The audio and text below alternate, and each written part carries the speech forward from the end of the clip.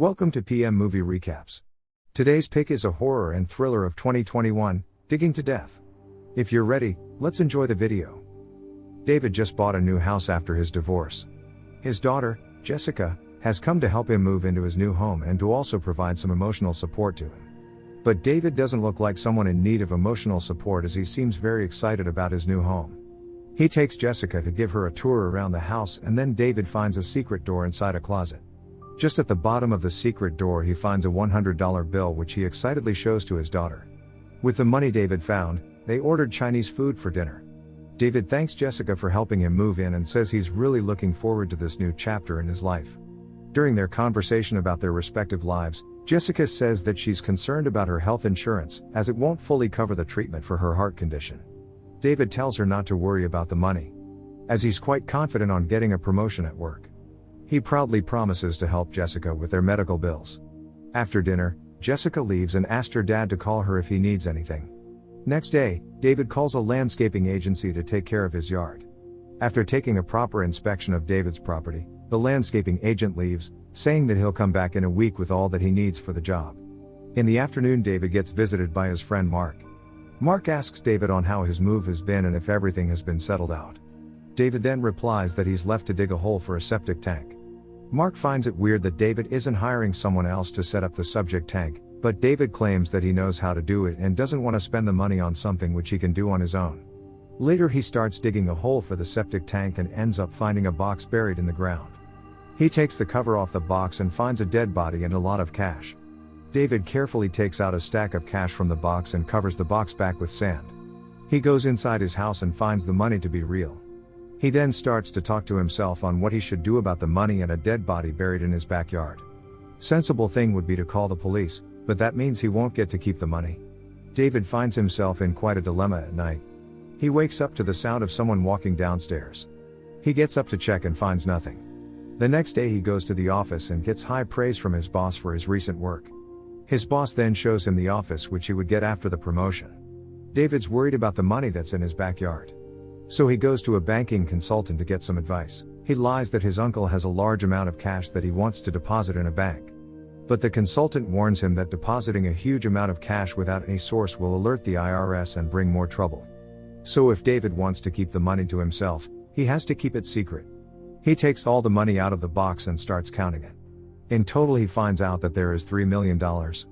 He puts all the money back inside his closet and then starts talking to himself. One side of his brain tells him to call the police and report everything, but the greedy side of him warns him that if he calls the police he won't get to keep any of the money which he found. Plus the police can also take him as a prime suspect for the murder. Just like the previous night, David hears some strange sounds in his house. He takes a baseball bat and goes downstairs to check. He notices that the main door to his house was unlocked. David locks the door and goes to check on the $3 million he has kept in his closet. When returning back to his room, he sees a figure standing outside the window. He quickly gets outside and starts calling out the person who was outside of his house. To his surprise, he finds that he had forgotten to cover the box which still had a dead body inside. The dead body looks similar to the figure which he saw earlier. He checks the body to see if it's actually dead and finds that it has no heartbeat or pulse. The next day, David goes to meet his friend Mark, who senses that David is bothered by something. He asks what it is, but David lies that he's just stressed out by his divorce and work. David gets to his house and sees muddy footprints on the door. He matches his shoe with the footprints and confirms that it's not his but of someone else. He's worried that maybe someone came to his house and stole the money. He checks in the closet and sees that the money's still there. David calls Jessica, who is with her boyfriend, and asks her to come and see him. Jessica is worried that her father might not be feeling well, so she leaves to visit him. David wants to tell everything to his daughter, but he starts to fear that Jessica might tell others about it, which will result in him having to give up the money. In the end, he decides to not let her in on the secret. David cleans the footprints in his house, and when he enters his room he again gets scared by a dark figure which later turns out to be his coat. But when he looks outside of the window he sees someone in his backyard. He grabs a knife and goes outside to confront the intruder. After not finding anyone outside, he goes inside to keep the money at a safe place, and the safest place he can think of is the box with the dead body. He seals the box with the nails. After putting the money inside, David has started to get really paranoid. All he can think about throughout the day is about the money. He no longer focuses on his work and his boss confronts him about his lack of productivity inside the office. At night, he even gets a nightmare where he sees the dead man trying to attack him. David looks in his closet and decides to open the secret door inside it. While he's trying to get the door open, he gets a call from the landscaping agent who tells him that he'll be arriving on Friday to take care of his yard. David realizes that if he doesn't take care of the dead body and the money before Friday, the landscaping agent will find out everything and will report it to the police. He immediately opens the box and finds some keys and a wallet from the dead body. He takes out a stack of cash from the box and goes shopping. He buys some tools and installs security cameras that cover every corner of his house. He then uses the key that he found from the coat of the dead body to open the secret door in the closet. After a few tries, he gets the door unlocked. The door leads him down to a basement. He slowly starts to look around the place and finds dead bodies wrapped in plastic. David gets shocked to see this and wonders what he should do next.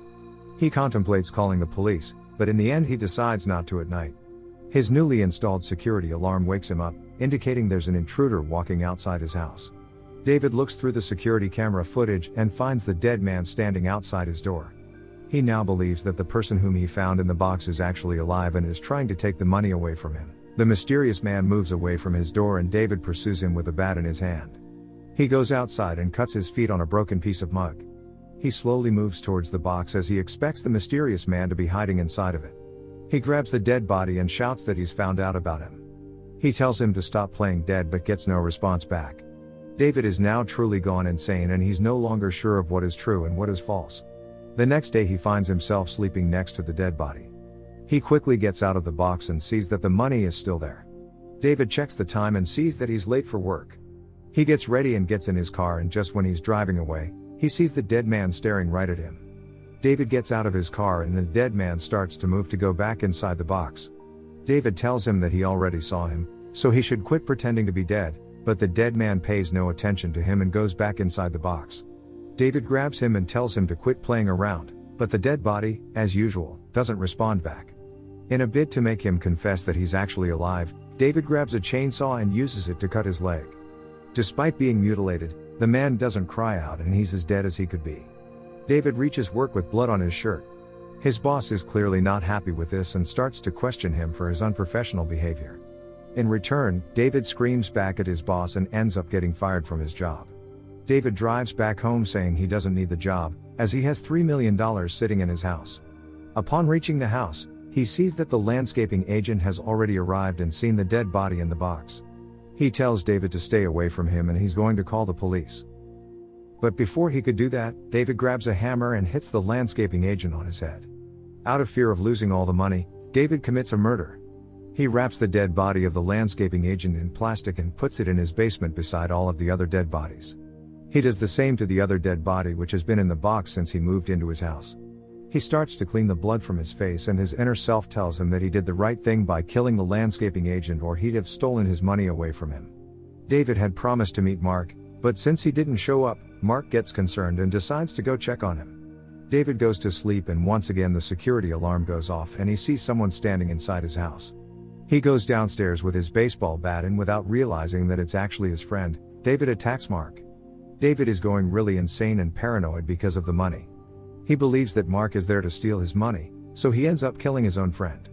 He puts Mark's dead body in the basement with all the other dead bodies. He's afraid that more people will come to take his money. So he takes out the money from the box and keeps it with him inside the house. David's insanity has gone to a whole new level as he begins to talk to the money almost as if it's his friend. He even goes to sleep by keeping the money close to him. Next day, Jessica's boyfriend comes to meet him, but David believes him to be another thief who has come to his house for his money. He hits him with the baseball bat and heavily injures him. Jessica's boyfriend is still alive, but David wraps him in plastic and takes him inside the basement. A few hours later, Jessica arrives at his house and asked if everything's okay. She asked if her boyfriend came to meet him, and David replies that he's in the basement and takes Jessica with him to show where her boyfriend is. After getting inside the basement, Jessica sees all the dead bodies and her boyfriend, who's still moving while wrapped up in plastic. Before Jessica could even ask what it's all about, David hits her from behind and knocks her out. Jessica later wakes up to find herself tied up. David feels that his own daughter is after his money. Jessica is confused about what her father is talking about and she begs him to let her go. She cries out, begging for her father not to do any further than this. But David is beyond a place where he can turn. The $3 million have gotten over his head, and he tells Jessica that he knows how to fix all the problems. He leaves Jessica in the basement without untying her. He gets ready in a suit and takes all the money outside into his backyard.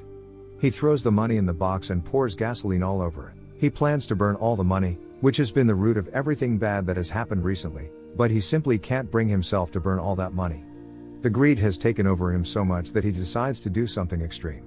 He gets inside the box and closes himself in with the money he so desperately loves. With David resting inside the box, there's an uncertainty about what will happen to Jessica and her boyfriend. Thank you for watching, but before leaving, please make sure that you click subscribe and turn on the notification so that you can enjoy watching more videos like this.